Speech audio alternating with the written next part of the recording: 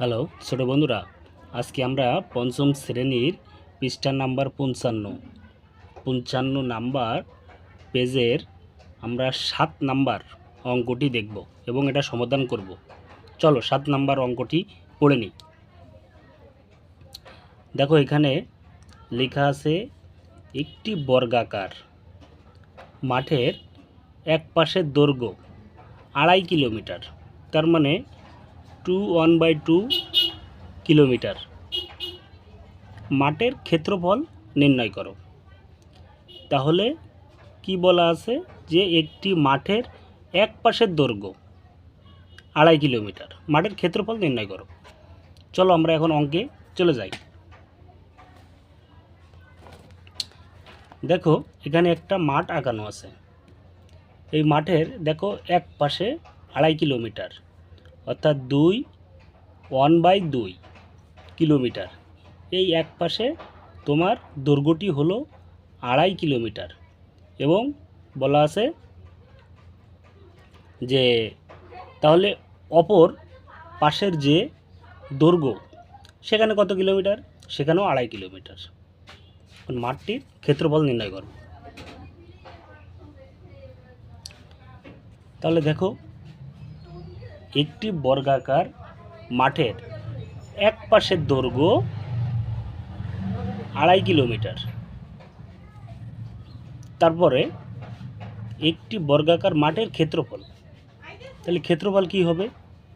ওই পাশের দৈর্ঘ্য আর এই পাশের দৈর্ঘ্য, তার দৈর্ঘ্য গুণ দৈর্ঘ্য। তাহলে দৈর্ঘ্য কত কিলোমিটার? 1/2 গুণ 1/2 কিলোমিটার। তাহলে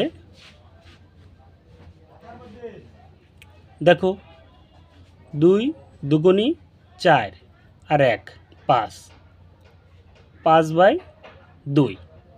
ঠিক এই পাশেরটাও একই রকম, গুণ 2 দুগুণী 4 আর 1 5, 5/2 বর্গ কিলোমিটার। এখন আসো আমরা গুণ করি। 5 আর 5 গুণ করলে 5 5 25 এবং নিচে কত? 2 দুগুণী 4 বর্গ কিলোমিটার। তার মানে তোমার এই মাঠের এই পাশে দৈর্ঘ্য এবং এই পাশের দৈর্ঘ্য মিলে যে ক্ষেত্রফল সেটা হলো 25/4 বর্গ কিলোমিটার। 25/4 বর্গ কিলোমিটারকে আমরা যদি ভাগ করি তাহলে যে ফলাফল পাবো সেটা হবে 6 1/4 বর্গ কিলোমিটার। তার উত্তর হবে 6 1/4 বর্গ কিলোমিটার।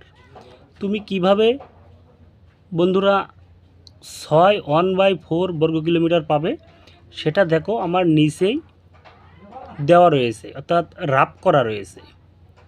এটা হলো তোমার 25কে ভাগ দিতে হবে 4 দিয়ে, অর্থাৎ এই 25কে ভাগ দিতে হবে তোমার 4 দিয়ে। তাহলে ভাগ দিলে কি হবে? এই 25কে যদি 4 দিয়ে ভাগ দাও তাহলে কি হয়? 4 6 24, এই যে নিচে 24 বিয়োগ করলে কত হয়? নিচেই 1 উপরে চলে যাবে, নিচেই 2 বর্গ কিলোমিটার। তার মানে তোমার এই 25-এ 4 দিয়ে ভাগ দিলে তোমার এইটাই দাঁড়াবে, এটাই উত্তর হবে।